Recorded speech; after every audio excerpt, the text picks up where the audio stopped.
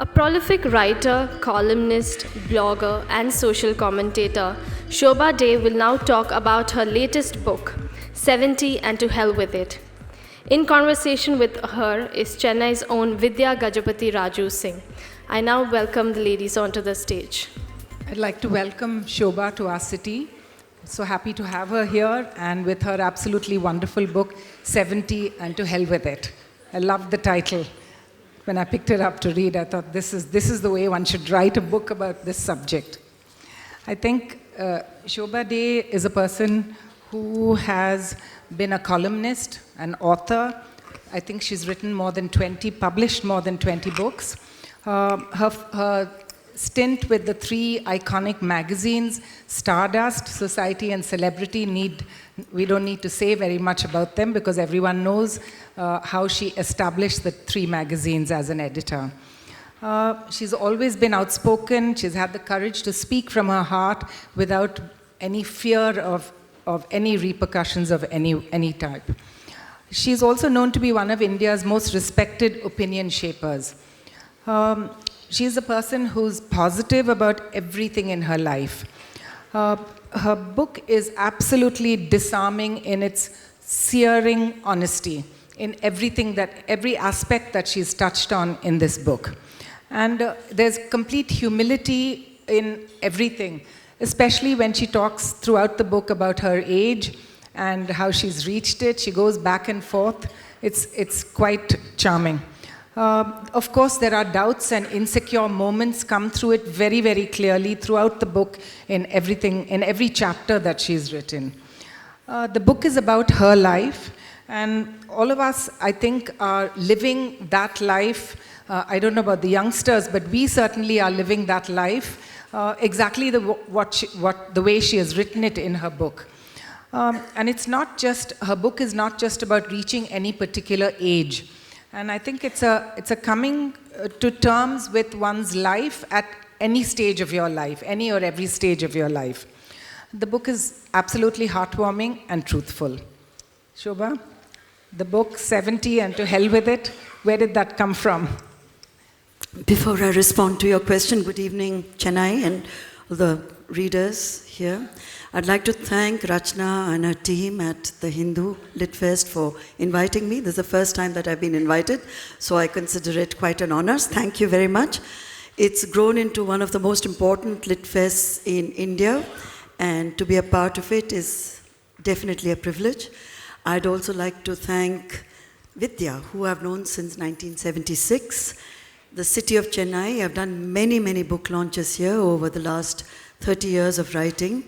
And the Chennai audience is extremely discerning and informed and critical. So to impress all of you, I'll have to work very hard this evening, and I hope at the end of it all, we have a wonderful session. I'm in terrific hands with Vidya, and to get back to what you just asked me, it started off as a conversation with readers rather than my writing a very structured narrative, a very structured book. I wanted it to be pretty open-ended. I wanted it to be more like a free-flowing, like free association. It's a life that's been lived on various levels, as all our lives. We live them the way circumstances present themselves, and we try to make the best of those. I would say that you use the word coming to terms. So at 70, you come to terms with most of what's gone on before, and it's about time you did that. So all the insecurities, the warts, the high points, the good points, the not so wonderful points, but mainly your own feelings about, well, pretty much everything, but coming to terms with the small disappointments, the big disappointments, the failures. It's the time, as we would say in Bombaya Hindi, to do your hisab kitab. And finally, the balance sheet of your life, you start to wonder, have I lived my life honorably or not? So I think the point of writing this book was really that, and that it has found readers at different levels and different ages has been the most most satisfying and most rewarding aspect of having written it, because I thought, they're young with their attention spans, and for them, a 70-year-old is really, she or he should actually be dead. And a dinosaur, a fossil, someone, you're going to pull out of mothballs and present, and who cares how they've lived their life? But I have had an incredible response from very young people. And I hope that after reading this, they start treating maybe their parents and grandparents with a little more sensitivity and respect, which one generation has kind of lost track of in the last decade. Is this now the cliched saying that people use, 70 and 60 are the new 40 and 50? So do you feel that's somewhat true? Or absolutely not. There's no such thing as 70 being the new black and 70 being the new 50. I'd be deluding myself. 70 is unambiguously 70. You feel 70. So there's no question. Your body is telling you that, everything about you has slowed down to an extent it frustrates you, because, I could climb bits and pieces of the Great Wall of China effortlessly 10 years ago. You're, of course, a fitness diva, so you still run 7 kilometers as you did this morning. You plan to do weights after you get home. For me, I've never been to a gym, so my stamina levels come from some other space. But even those stamina levels tell me you can no longer do a lot of things that I could do pretty easily. So 70 for me is definitely 70. The book is a very lovely read, because you tend, as you read it, you're going back and forth, back into the past, several years down, 20 years, 30 years ago, and then you take thoughts and memories to like what's happening now. I love the way that goes back and forth. Did that just come automatically while you were writing, or how did it work? It wasn't planned. I have to say that the rhythm of this book presented itself. When I first discussed the idea of the book, the publishers had something else. It was a different book. I tried writing that other book as per the diktats of, publishers can be demons, and they always tell you they know the market much better than you do. They're often wrong, by the way.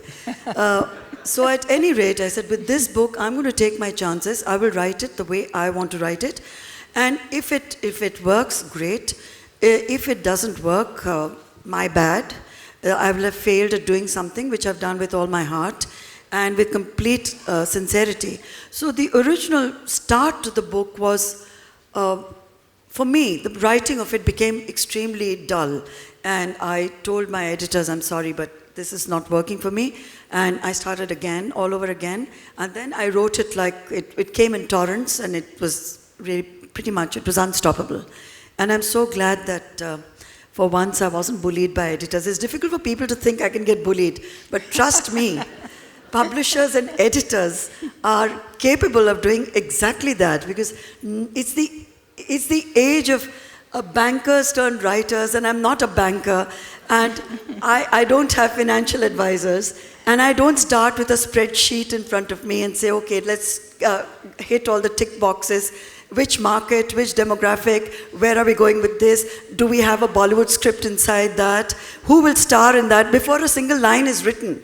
So, it's a different way of writing books today. I admire the young people who are doing it.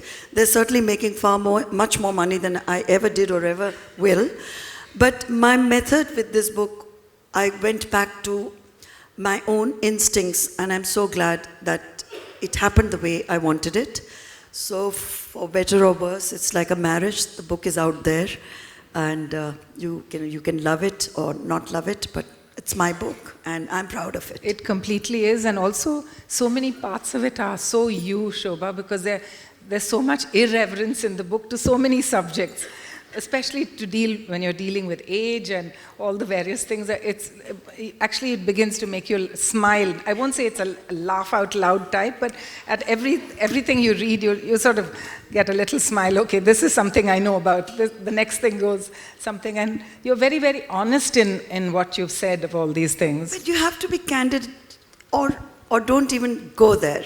if you can't be honest about, say, your toenails, there's a whole section devoted to toenails because I had never really looked at them. You know, I had taken my toenails completely for granted, as you do when you're much younger.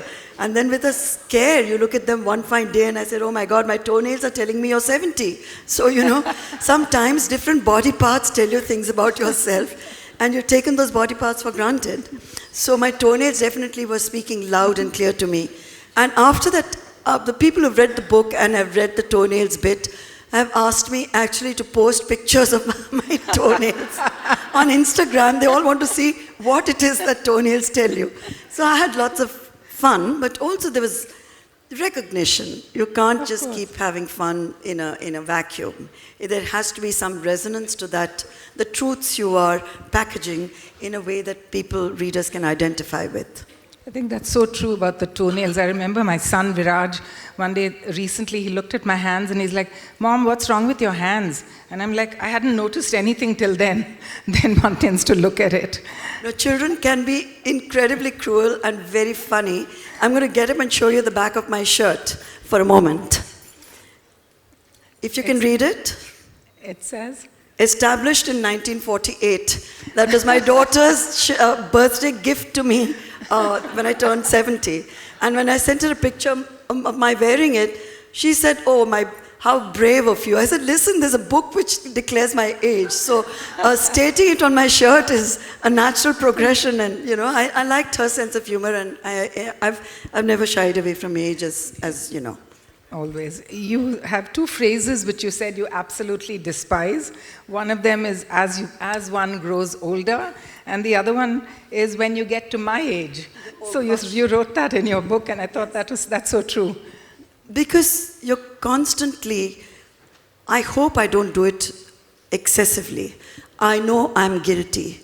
Because I do tell my children this a lot, that how would you know when you get to my age? But actually no one wants to know what happens when you get to that age. And that's a fact of life. They want to know what's happening to them at their age, not what you may be going through at your age. And it used to, in a way, irritate me when my own parents used to, but I realize now that I'm turning not just into my own mother, but I'm turning into my grandmother. And that is a little alarming because she was a very strict lady, very distant, aloof figure. And I don't think she had tattoos on her right arm as I do. And I don't think she expressed a desire to dance the tango in Argentina with a ponytail stranger at 70 as I've done in my book. But a lot of it is coming back to me, her voice, her words, her attitude.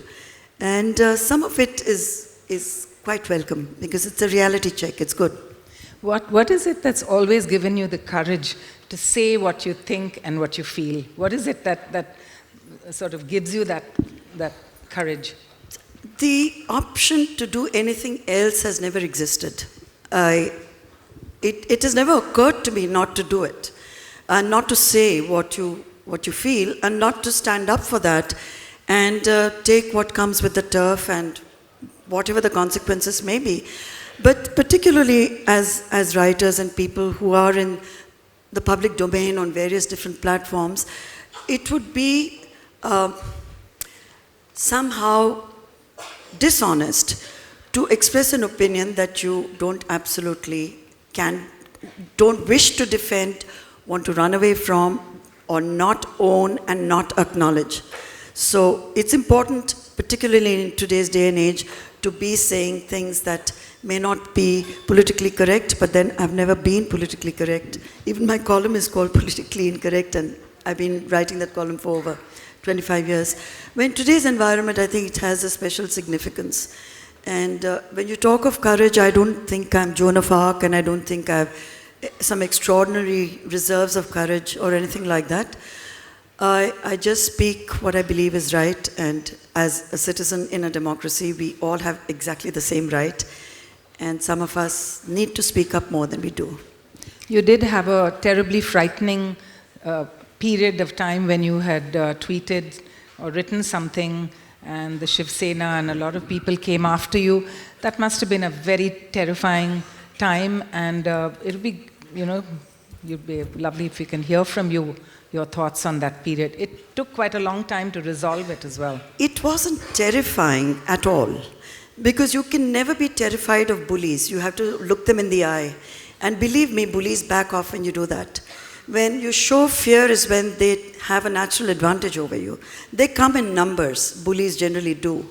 And the goon squads don't come one-on-one. They're not taking you on one-on-one. They take you on en masse.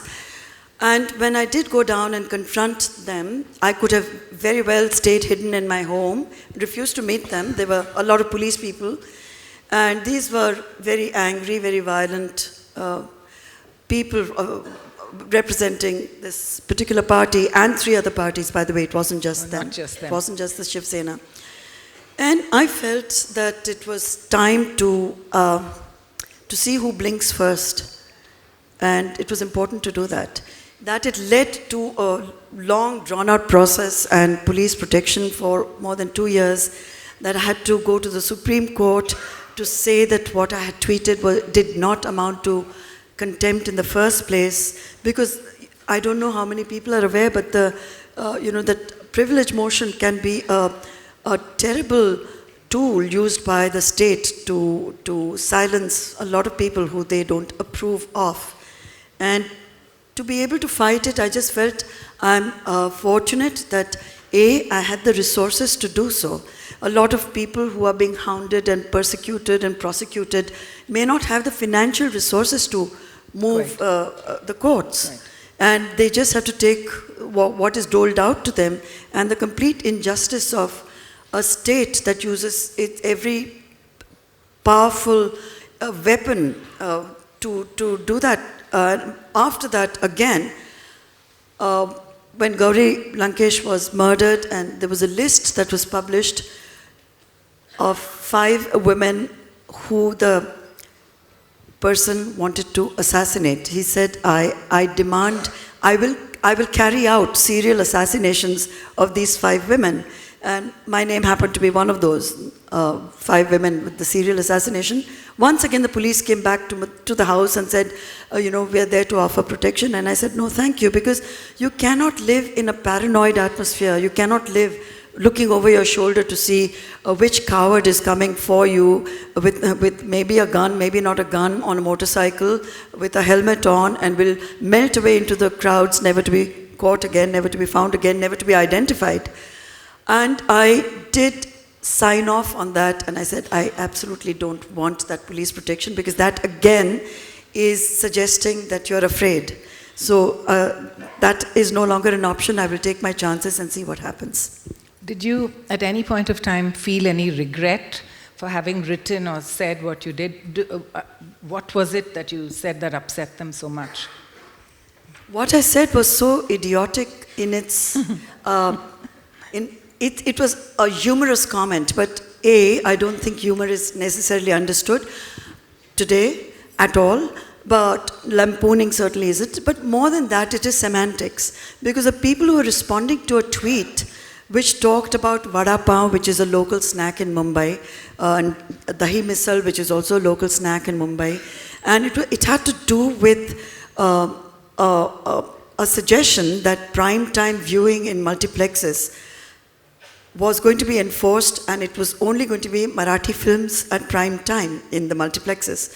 I would have had exactly the same reaction had there been a suggestion that they show Korean cinema, for example, or Swedish films. I mean, nobody can dictate what happens at prime time except for the owners of multiplexes who are making commercial decisions as to which film to show. It was a tweet against that, and I said, if we are going to be seeing just Marathi films at prime time, maybe they'll stop serving popcorn too. Maybe we'll be eating dahi misal and Vaada Paruppu. And that was seen as a great insult to Maharashtrian culture, which I thought again was absurd, being a Maharashtrian myself, who I've enjoyed Vaada Paruppu and as a snack all my life. And it wasn't an insult to Vaada Paruppu, it was a very light-hearted comment. At any rate, it seemed to have upset a lot of people, enough to bring 400 people to my home and they'd come armed with a lot of vada pavs, which they wanted to stuff down my throat and gag me in front of television cameras. So I did go down and I did accept the vada pavs, which I distributed freely. And that was that, but it didn't end there, as you know. It carried on. Shobhaa, family is such an important part of your life. This comes through your book right from page 1 till the end. So whether it's your mother, your grandmother, your children, your husband, you speak so movingly of them. So I loved all of that, what came through. So do you want to comment on that? Well, for me, it's really very simple, and it has always been very apparent that I am this, whatever this is, however I am, thanks to all of them, to my children, and more importantly, my husband, because it can't be easy being married to me. It can't be easy being my children, but that they have not just survived it, but I think enjoyed bits and pieces of it too. And when my children were much younger, people would ask them stupid questions. You know, people ask children stupid questions because children are so much smarter. So they would ask them, what does it feel like to be Shobhaa De's children? And they would answer, well, we don't really know what it feels like not to be her children. She's the only mother we have. So I think you need to rephrase that question. So they have been my everything. They've been my pillar of strength. They've been my duets under which it's a family which gives me so very much in terms of comfort and strength and love and affection, and a family that has really gone out. I think all of them are young adults. I have 5 grandchildren. They're going to take a little time to get used to this sort of a grandmother. But I have hope that they won't completely reject me when I go to their school to run the grandparents' race and things like that. They do look a bit, embarrassed. But they'll have to get used to this grandmother because I can't be any other kind of grandmother. But the children are all more or less, they're young, not just young adults, they're in their 40s. And we have a wonderful friendship that I cherish, and we have the most wonderful times together, which I cherish the most. And I'd rather hang out with them than anybody else on earth. So I think that already says a lot. And I think your husband, he's probably a gem who... Oh, no. No. Let's get a few He goes perspectives. along with everything you do. Oh, no. If that was so, I'd be married to a doormat. I could walk over and I would be bored, and I would have left him a long time ago. Because there's nothing that kills a marriage as much as boredom. So he's very much his own person, and he's very much a guy who holds his own and is a no-nonsense, take-charge man, which is why our marriage has lasted, because we fight so much. And we argue so much. And I think I've said it in the book that he considers himself my news agency or something. Before I've even opened my eyes to the world and woken up properly, he starts giving me the headlines and his commentary and expecting me to react immediately and say, this is wrong, that's terrible, the judiciary, all hail, all of that. And I say, just wait for me to at least have my cup of tea. But he's a man of many parts, which is what I admire a lot about him. And at age 75, for him to have discovered a new passion and to have discovered painting, he's always been an important collector of contemporary Indian work, but to have discovered and have the courage to exhibit what he paints it takes courage to put anything in the public domain. So he had his first exhibition last year. He's having his second one on the 26th of January this year. And if you have the book, we can go to the photo section because I'm very proud of what he's done. He's doing incredible portraits. It's a very flattering portrait of his wife, of course. He paints me obsessively. I look much better in his paintings than I can ever hope or imagine to look in real life. It does help that she looks drop-dead gorgeous. Oh, no. But it is really about him, that he's found this passion, is pursuing it, and is reveling in it, and is absolutely on top of his game. That's fantastic. Your books, almost all of them have been bestsellers. Is there anything you would go back to and think, oh, I could have written this differently? I dare not read my old books because I'll probably squirm and die and say, how did I ever write this? So there's no point in revisiting books you're done. You're done, you're done. It's out there, no longer sort of belongs to you. Can't be proprietorial about it. You can't be possessive about it. It's there, and it's there for posterity to like, reject, accept. And I think it's best that one leaves old books like old lovers behind. I just have a couple of 2-3 sentences that Shobhaa has written in different places that I'd like to read out, and maybe she can comment on them.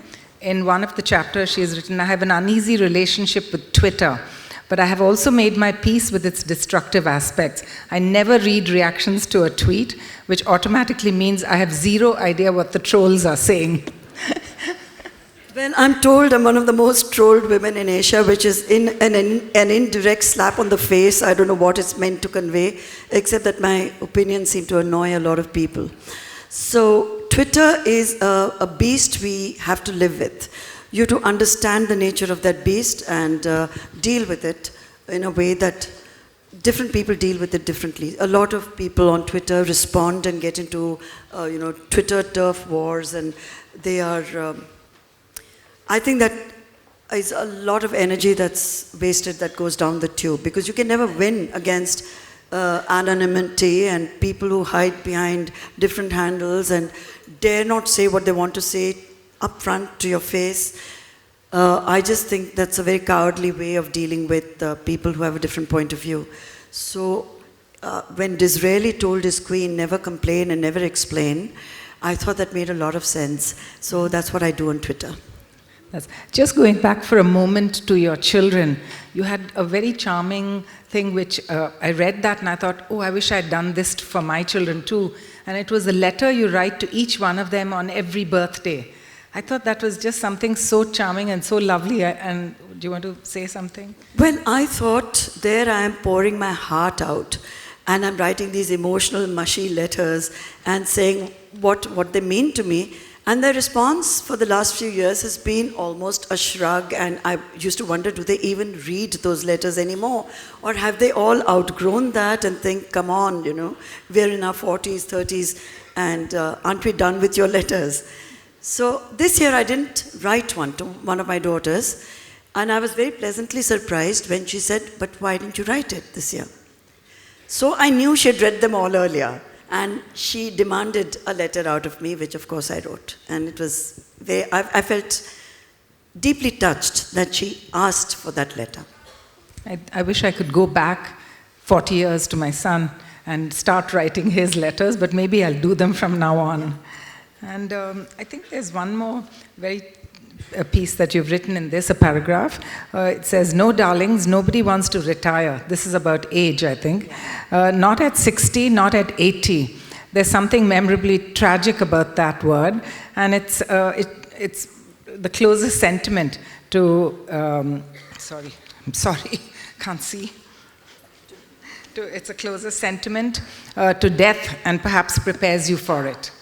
So that was a... Well, the R word, fortunately for writers, need not exist. I mean, so long as your brain is ticking and your fingers can work the laptop, or if you use a pen, you can continue to write. As long as your imagination remains, as long as your curiosity is alive, there is no reason on earth to retire. It's very different, and it's a very cruel word for people who are in the performing arts, for example, because a lot of what you do is judged on your physicality. So retirement as an option doesn't exist for me. And I hope to go with a pen in my hand, and I hope I do. That's well said. Thank you, Shobhaa. I think there are a lot of people who might like to ask some questions, so maybe we can open the floor now to some questions. Hi, Shobhaa. Hi. Firstly, let me tell you that you don't look a day older than 45 or 50 maybe. We love you. Because I seriously say this because I was in disbelief. I thought the 70-year-old you were talking about in your book was about somebody else. I haven't read the book yet, but I swear I had to look at Wikipedia right now. So my question to you is, you said that you have been trolled on Twitter a lot. But most of the times I find out going through the tweets you've been trolled for, they may have been faux pas on your behalf. So do you regret the tweets that you have been trolled for instance, the heavy tweet about the Mumbai policemen and so on? Yes, so on? no, if I could just quickly explain, and I'm breaking my own rule about not explaining a tweet. It was a picture of a portly policeman in uniform, I might add, which was doing the rounds. It wasn't that I discovered a policeman who really needed to lose weight to continue as a policeman. All I said was heavy duty bandobast in Mumbai. And the person wasn't even a Mumbai policeman, he was from Madhya Pradesh. It was and after that, let me tell you, because of the tweet and the trolling that went, I mean, they really went after me for that. The man got free treatment in the best hospital in Mumbai and publicly thanked me. So, there was some good that came out of that tweet. Heavy duty bandobast, come on, what's there to get so offended? And it actually was a wake-up call for police people. And they started to, whole bunch of job opportunities opened up. And all the nutritionists who had written best-selling books offered their services to the cops. And the Maharashtra police had them. So the only loser was me and no one else. No, even with respect to Gopinath Munde's tweet and so on and so forth. So do you regret such tweets? I really feel people to have some sense of humor. So where is it misplaced? misplaced? When I am trolled, I'm called the worst possible names. I do not abuse anyone on Twitter. What I say has not led to rioting on the streets. And it's not a crime to express an opinion so far. So, I'm okay with what I express. Hi, good evening, everybody. I'm an ardent admirer of Shobhaa. For the splendid symphony of contrast she exhibits every time, the way she unleashes her thoughts and propels her imagination to the aesthetic heights. I am Professor Christopher, Director of VIP International Training Institute. You can get more details in the website kingofiles.com. And my question to you, Shobhaa, is what has actually propelled you to take this initiative to write this book? Is it just to display your excellence in aesthetic manifestation of writing, or do you want to transform the society, or you would like to bring in a sort of a realization in the minds of the people who are growing I just up? want to free people from the whole concept of turning 70 being the end of one's life. That's about it. That's it. How do you react when people pay you a compliment or they make a comment and they say, at your age? Now, maybe they don't say to you, you're a celebrity. They do. They even, at the end of every session, no matter what I may have been talking about, no matter how serious the topic, but the questions that inevitably follow are, Madam, how do you preserve yourself? So, in the past, I used to say, in vinegar, of course. That's good. Hello, Shobhaa. Someone there. So many thanks for being here with us today, and I should add that you are an epitome of, the strong, empowered woman, setting trends for many younger women like us. I'm a New York-based author and writer myself, and my question for you is, you've always believed in living your truth, and you've lived your truth, and that has obviously influenced your work as a writer. It has informed your lifeblood as a columnist and author. So, against that backdrop, there would be various, societal constraints, socio-cultural factors, political factors, controversies, as you look to stand up for your truth and live it. So how do you, handle that, and how do you think it has made you better as a writer and a person? It goes with the turf. That's how I see it. I ask for no concessions, and I make no concessions. If I have to battle it out in courts, I will do that. And that's really the only way to carry on saying what you believe in, sometimes in a very hostile environment. But I wouldn't be able to live with the other option, which is silence. So it's been always a very clear path for me. Well said. There's one question. Right. In the year 2023, would you be writing a book about 75 years? Well, it depends how interesting my life is between now and then. If I have nothing fresh to say, and if life hasn't thrown some incredible challenges at me, then I won't bore you all with another book. I promise you that. I'm Pooja. It's very inspirational to listen to you. My question is mostly related to the title that you have taken for your book.